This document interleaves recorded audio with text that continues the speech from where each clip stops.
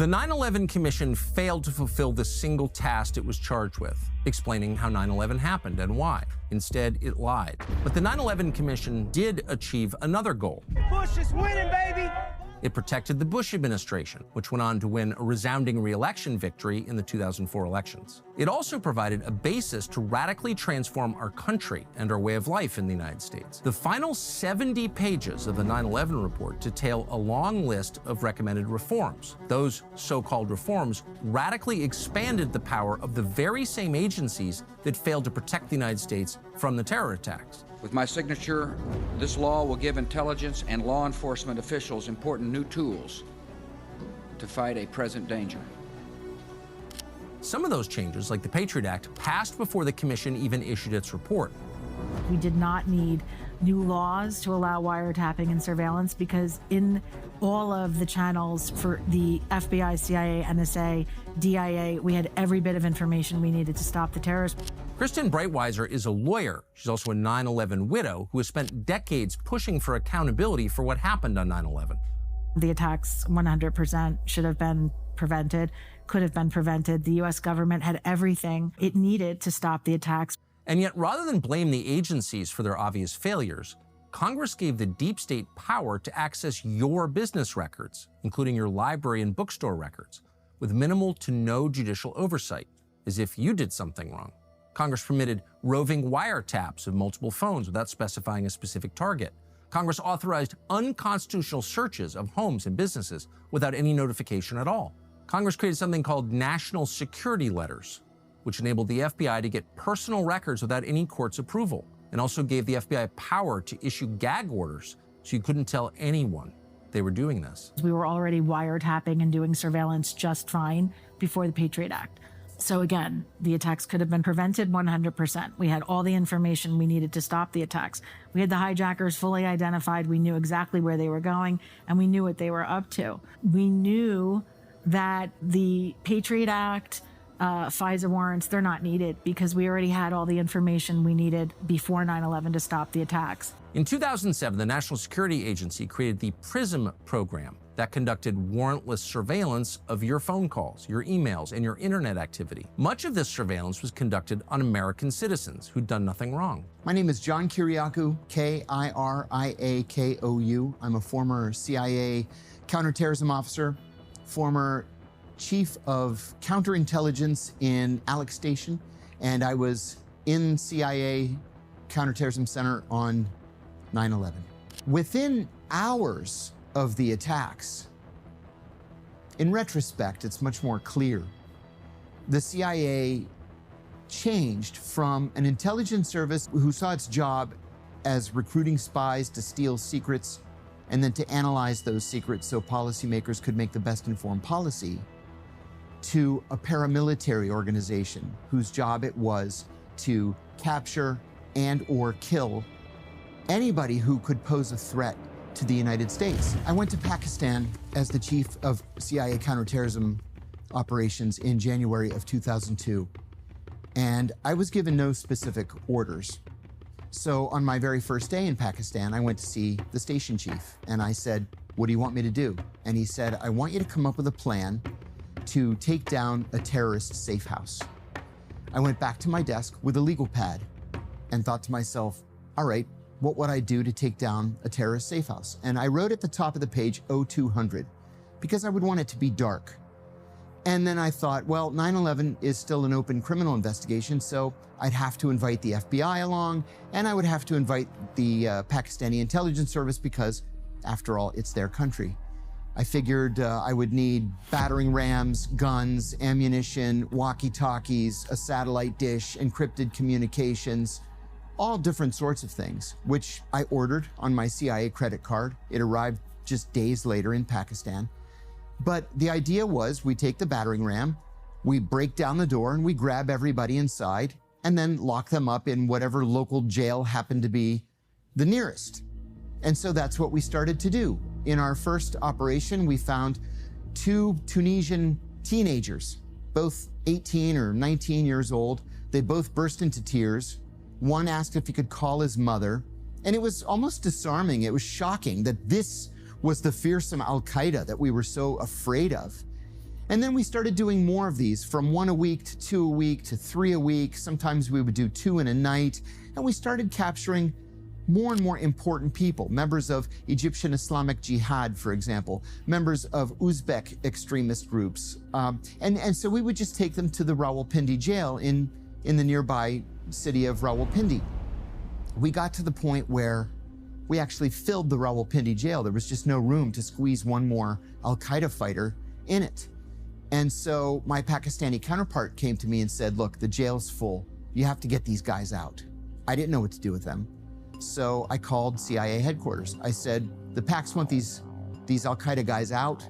What do I do with them? And I was told to put them on a transport plane and send them to Guantanamo. I said, Guantanamo, Cuba? Why would we send them to Cuba? And my colleague in Washington said, well, we've come up with a plan. The plan was to detain hundreds of people, including U.S. citizens, without formal charges or any trial. This was a multi-pronged plan to detain prisoners indefinitely, to carry out torture on some of them, which at the time were called enhanced interrogation techniques, and to either render or extraordinarily render others. Things are changing here in America, too. The 9/11 Commission recommended creating a new super spy called the Director of National Intelligence and placing that person inside the White House. They insisted on expanding the TSA, which now degrades millions of innocent air travelers with full body scans, pat-downs, luggage screenings, and multiple unconstitutional searches every time they enter an airport. The explanation for these changes was that they would keep America safe. But most of the intelligence that was gathered from detainees was obtained through illegal torture, justified by a 2002 DOJ torture memo, which greenlit the use of waterboarding, stress positions, sleep deprivation, and small space confinement for interrogations. Think of it this way. In 1946, we executed Japanese soldiers who had waterboarded American prisoners of war, right? Waterboarding was a death penalty crime. In January of 1968, the Washington Post ran a front-page photograph of an American soldier waterboarding a North Vietnamese prisoner. On the morning that that picture was published, the Secretary of Defense, Robert S. McNamara, ordered an investigation. The soldier was arrested, he was charged with torture, he was convicted, and sentenced to 20 years at hard labor at Fort Leavenworth. The law never changed, but somehow in 2002, like magic, the George W. Bush administration's attorneys at the Justice Department, the CIA, and the National Security Council decided we didn't have to pay any attention to that law. And because we were the good guys, we could do anything we wanted. And that's how the torture program came to be. The CIA set up secret black sites to conduct torture around the world. There were sites in Afghanistan, Poland, Romania, Thailand, and many other countries. Many of these places were so secret that the presidents and prime ministers of the countries that they were in had no idea that there was a secret CIA prison in their country. These were handshake deals between George Tenet, the director of the CIA, and whoever happened to be director of the intelligence service in those countries. And the reason why there were so many of them was not because we had so many prisoners that we needed multiple locations. It's that word was bound to leak out that these places existed. And so if word leaked out about prison A, well, by then, all the prisoners had been moved to prison B. Most of what we know about the al-Qaeda plans for 9/11 was obtained through torture. The part of the commission's report that talks about the plot, the actual story of how the hijackers met, how the plan was devised, comes from quote-unquote questioning of Khalid Sheikh Mohammed and Ramzi bin al-Sheikh, who were two detainees that were in custody. It was based on torture. Anyone who knows anything about torture knows that any information gleaned through torture is not reliable, it's not credible. The CIA knew full well that the information it was gathering wasn't credible. Detainees made false confessions under pressure. Those detainees included 9/11 mastermind Khalid Sheikh Mohammed. Khalid Sheikh Mohammed is probably the best example here. He confessed to, for example, murdering Daniel Pearl. Daniel Pearl was a Wall Street Journal reporter who came to Pakistan in early 2002. He was there to meet with a Pakistani extremist with whom he had been emailing for about 6 months. He went on to do the interview, and months later, his head was found in a vacant lot, and his torso was found on the other side of town. Well, we know who killed Daniel Pearl. He was arrested, he confessed, he pointed the Pakistani authorities to Daniel Pearl's torso, and he was sentenced to life in prison. But Khalid Sheikh Mohammed, during torture at the hands of CIA officers, also confessed to killing Daniel Pearl. We knew he didn't kill Daniel Pearl, but the torture was so severe, he was telling his CIA interviewers, interrogators, anything that he thought they wanted to hear just to get them to stop torturing him. What was true and what wasn't true? We'll never know the answer to that question. But remarkably, many details of the CIA's torture program are still not publicly acknowledged. They're still secret. Waterboarding has received the most media attention. It's actually quite simple. You strap a prisoner to a board. His feet and legs are elevated compared to his face. Cloth or burlap or something is put in his mouth to keep him from drowning. And while his head is immobilized, water is poured on his mouth. So of course, water is going to get through the cloth and get down your throat, and it makes you feel like you're drowning. It causes panic. You tense your muscles to the point where it becomes painful. And in the case of one prisoner, Abu Zubaydah, Zain al-Abidin Muhammad Hussein, he actually did drown. His heart stopped beating, and he had to be revived by a CIA doctor performing CPR so that he could be tortured more. I never thought waterboarding was the worst technique. I thought that there were others that were worse. Now, the easiest technique was called the attention grasp. You grab somebody by the shirt and say, "Answer my questions." That's not torture. The second one was a slap on the belly called the belly slap. It makes a cracking sound. It's a little bit humiliating. It leaves a handprint. It's probably not torture. The third one was a slap across the face. That's humiliating, but again, reasonable people can agree to disagree about whether it's torture. But then they got progressively worse.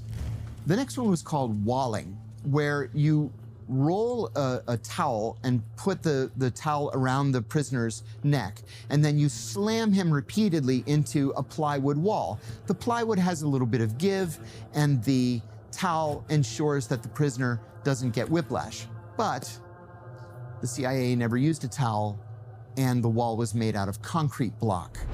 And so they did such damage to prisoners that several of them have permanent traumatic brain injury and are unable to participate in their own defenses. The Justice Department never said you could smash somebody's head against a concrete wall until his brain was jelly, but that's exactly what the CIA did. There were others that were even worse. One was called the cold cell, where a prisoner is stripped naked. He's chained to an eye bolt in the ceiling, so he can't get comfortable. He can't sit or kneel or lay. He's standing 24 hours a day. The cell is chilled to 50 degrees Fahrenheit, and then every hour, a CIA officer goes into the cell and throws a bucket of ice water on him. Now, we murdered prisoners using that technique. And again, the Justice Department never said, feel free to just murder these people by freezing them to death and giving them hypothermia. That's exactly what the CIA did. There was another one that was actually quite controversial, and that was sleep deprivation.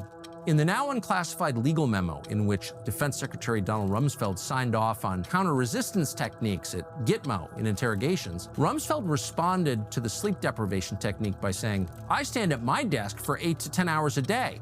Why is standing limited for 4 hours?" But the CIA wasn't talking about keeping people awake at their stand-up desks for 24 hours. What they would do to these prisoners is, again, strip them naked, chain them to an eye bolt in the ceiling with industrial strength lights on them 24 hours a day, and death metal blasting at a volume of 11, 24 hours a day. They went crazy after a few days of that and then just began to die. Publicly, the Bush administration pretended none of this was happening. They lied. This government does not torture people. I said to my wife, who was also a senior CIA officer, he is a bald-faced liar. He is looking the American people directly in the eye, and he's lying to them. In October of 2001, a CIA officer, and it's still unclear after all those years who that person was, introduced two outside psychologists, James Mitchell and Bruce Jessen, to the director of the CIA. And they pitched to him over this dinner their idea of enhanced interrogation techniques. They wrote this up as a memo that was referred to the CIA's covert action staff. The covert action staff approved it and sent it to the CIA General Counsel's office. The General Counsel liked the idea and sent it to the Office of Legal Counsel at the Justice Department.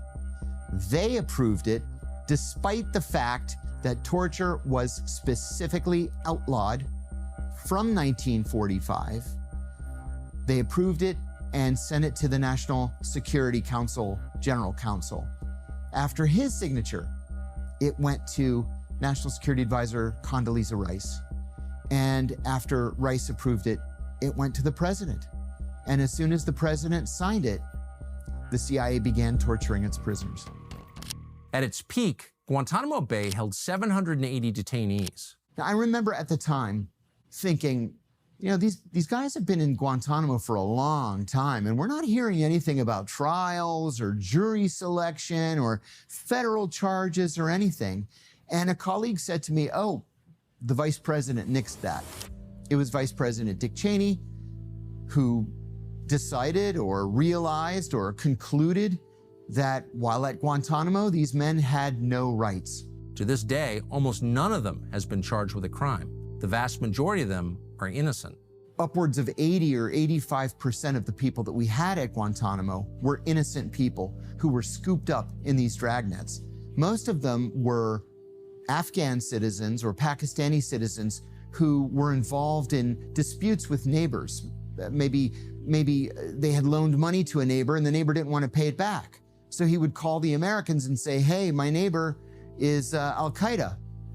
The US Army or the CIA grabs the guy, puts him on a flight to Guantanamo, and nobody ever sees him again. On December 10th, 2007, John Kiriakou became a whistleblower. He told ABC News about the torture policies. In an interview with the ABC News, I said that the CIA was torturing its prisoners, that torture was official US government policy. It was not the result of a rogue, and that the policy had been personally approved by the president.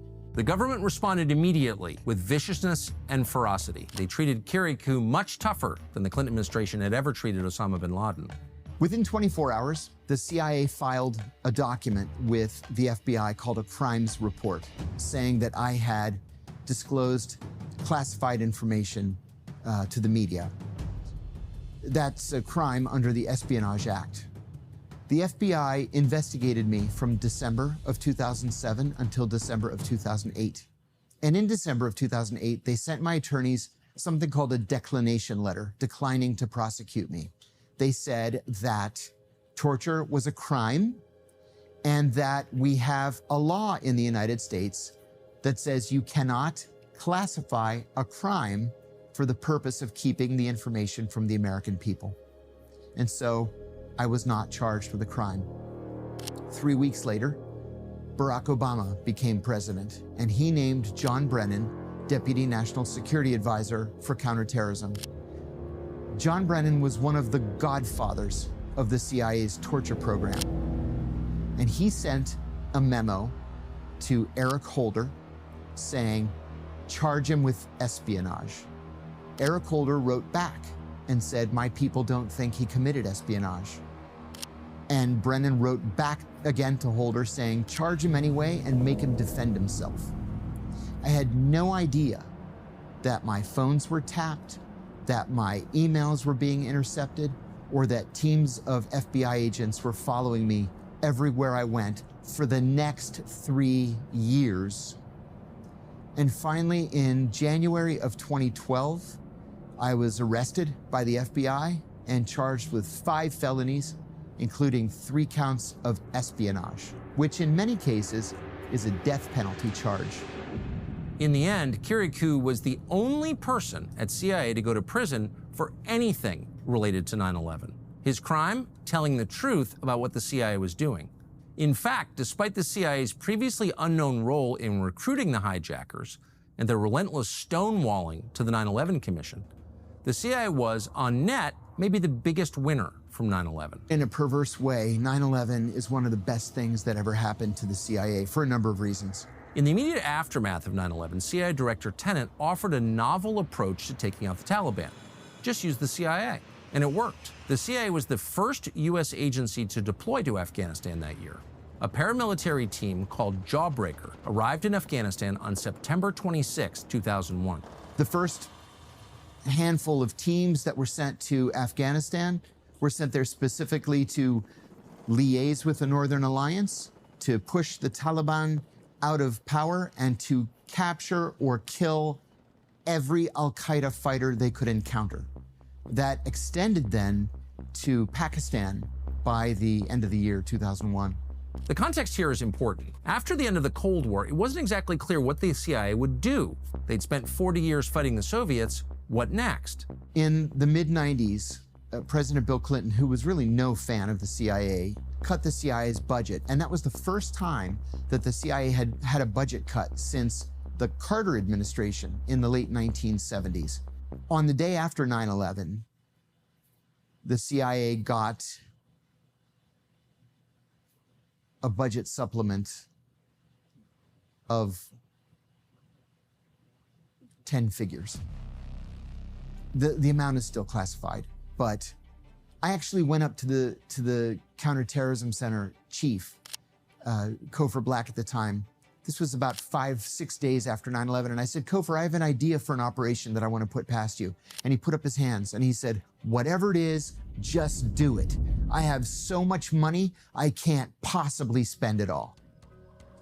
So we all began flying business class all over the world. There are famous stories of CIA officers throwing sacks of money out of the side of helicopters, which gave rise to a joke at the agency that you can't buy an Afghan warlord, but you can certainly rent one.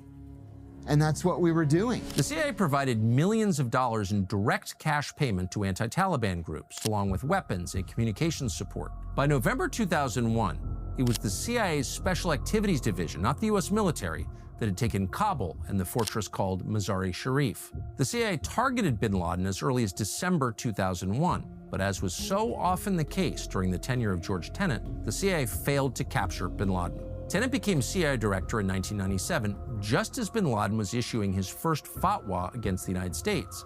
A leader with integrity would have resigned in shame after missing obvious warnings about a major attack. But Tenet had no shame. The additional resources and powers the CIA received did not lead to better outcomes. On March 20th, 2003, the U.S. invaded Iraq. It did so based on false intelligence that came from, yes, the CIA run by George Tenet. The United States knows that Iraq has weapons of mass destruction. It was all lies. But in Washington, failure is seen as success and rewarded. By 2015, the CIA's public budget had risen to $15 billion, 500% higher than it was in the mid-1990s when they were fighting for post-Cold War relevance. And by the way, that's simply the public budget. Much of CIA's funding remains classified. The FBI was also rewarded for failing to protect America. By 2023, the FBI's budget was almost $11 billion. That's up from $3.3 billion the year of the 9/11 attacks. But none of it made America safer. Before 9/11, Silicon Valley had the highest concentration of millionaires anywhere in America. But post 9/11, Washington, D.C. has the highest concentration of millionaires anywhere in America. And it's because Congress put so many billions upon billions of dollars in counterterrorism and in intelligence, including in literally thousands of federal contractors called Beltway bandits, that everybody got rich. After the attacks, the FBI radically shifted agent resources to its top priorities. Those were counterterrorism and counterintelligence and cybercrime. Traditional crime fighting took a back seat. The FBI's drug program has sustained by far the largest reduction in FBI agent workforce, about 550 positions, or more than 80% of the non-supervisory field agents who are permanently reprogrammed. Not surprisingly, this reduction in drug fighting aligned with the deadliest drug epidemic in American history. More than 1 million Americans died. I am not only not a conspiracy theorist, I'm about as far away from being a conspiracy theorist as a person can be. But I'm also a realist, and I made the first half of my career at the CIA as an analyst. And to come to an analytic judgment, you have to look at the evidence. Well, the evidence surrounding 9/11 says that there is a far greater story there than we have been led to believe. Many of the people involved in this story should be in prison today, but of course they're not. That's the real story of 9/11. It's the story of winners and losers. On the day of the attacks, the losers were the 2,977 civilians who were murdered. It was the children who found out their parents weren't coming home. The New Yorkers who witnessed the smoke rising from their city. It was the firemen and cops who rushed into the towers to save those trapped inside and died. In the aftermath of the attack, the losers were the nearly 7,000 U.S. service members who were killed in Iraq and Afghanistan, and the 52,000 who were wounded in action there. The losers are the American people, the rest of us, who lived in a country permanently transformed, stripped of its fundamental constitutional rights. We're $7 trillion poor with nothing to show for it. Abroad, the losers were even more numerous. Nearly 5 million people were killed in the post-9/11 wars, most of them civilian. Entire countries were destroyed. The world was destabilized. And then there were the winners. In the immediate aftermath of the attacks, President George W. Bush enjoyed the highest approval ratings in the history of modern politics. He leveraged that popularity to launch a decade of regime change wars. In 2002, he defied the odds in the midterm elections and expanded his party's majority in the Congress. In 2004, he became the first Republican presidential candidate in decades to win re-election with a majority of the popular vote. When Bush arrived in office in 2000, he was worth about $20 million. Today, some estimates say he's worth more than $50 million. Bush lives in Texas today. He spends most of his time painting and riding his bike. National Security Advisor Condoleezza Rice, who spent most of 2001 ignoring the steady stream of very clear warnings about an imminent terror attack, got a promotion. In 2005, she became the Secretary of State. She received the overwhelming support from the United States Senate. Since then, Rice has enriched herself by serving on numerous corporate boards and is director of the Hoover Institution at Stanford University, where she is a professor. Disgraced CIA Director George Tenet, meanwhile, retired from the CIA in 2004, about a year after he provoked the invasion of Iraq. He got a sinecure as a professor at Georgetown University, not surprisingly. He authored multiple books, and, as so many in the CIA do, he joined the board of directors of multiple defense contractors. Tenet also spent more than a decade at an investment bank. After leaving the CIA, he was awarded a Presidential Medal of Freedom by George W. Bush. That's the nation's highest civilian honor. John Brennan, the Saudi station chief who helped the hijackers get their passports, blocked Alex Station from getting basic biographical details about Osama bin Laden, and personally worked to ensure that John Kiriakou ended up going to prison for telling the truth about what the CIA was doing, ended up running the CIA itself. He was appointed by Barack Obama to be director. While running the CIA, Brennan was caught hacking the computers of the Senate Intelligence Committee. Brennan lied about that and never faced consequences for that lie. After leaving the CIA, he played a central role in the Russiagate hoax that dominated Donald Trump's first term. He obtained a sinecure at the University of Texas and became an MSNBC contributor. Cofer Black, who ran the Counterterrorism Center, left the public sector for a successful career as a defense contractor. In 2017, maybe inevitably, he joined Hunter Biden on the board of Burisma, the Ukrainian gas company. Paul Wolfowitz, the Pentagon official who began calling for an invasion of Iraq just hours after the 9/11 attacks, ended up getting the war he wanted. He also got a promotion. In 2005, Paul Wolfowitz became the president of the World Bank. He resigned 2 years later during a corruption scandal. In 2016, Paul Wolfowitz endorsed Hillary Clinton. And finally, there's Philip Zelikow, the man behind the Dishonest Commission report. After finishing his time as executive director of the commission, Zelikow got what he always wanted: more power. His good friend, Condoleezza Rice, rewarded him for the work he did on the commission. Zelikow became counselor of the State Department, where he acted as Rice's deputy. He has since served on too many boards to mention. He's also served as an advisor to the Obama administration and the Bill and Melinda Gates Foundation. Zelikow is a professor at the University of Virginia, where he served as dean of the graduate school. His work on the commission masterfully avoided any form of accountability or blame for the attacks. It was, from beginning to end, a lie. In the end, Zelikow blamed the government's failures on a failure of imagination. Not surprisingly, imagination has never been indicted for it. It's been more than 20 years now, and we still don't know the simple truth about 9/11. But we can know. A new commission could find out. An honest commission, a nonpartisan commission, a commission dedicated to protecting the United States could find out. It could answer the questions that have hung in the air since that day. What role did John Brennan play in facilitating the attacks? Why did he seem to be working for the hijackers? What CIA official made the decision to attempt to recruit those hijackers? Why did the Bush administration ignore dozens of clear warning signs? Why did the Clinton administration repeatedly refuse to kill or capture Osama bin Laden? Who made the decision to ship the rubble from 9/11 off Manhattan and out of the country before an investigation could be done? Why did Tower 7 collapse even though it was hit by no airplane? What's in the NSA files that the commission never bothered to check?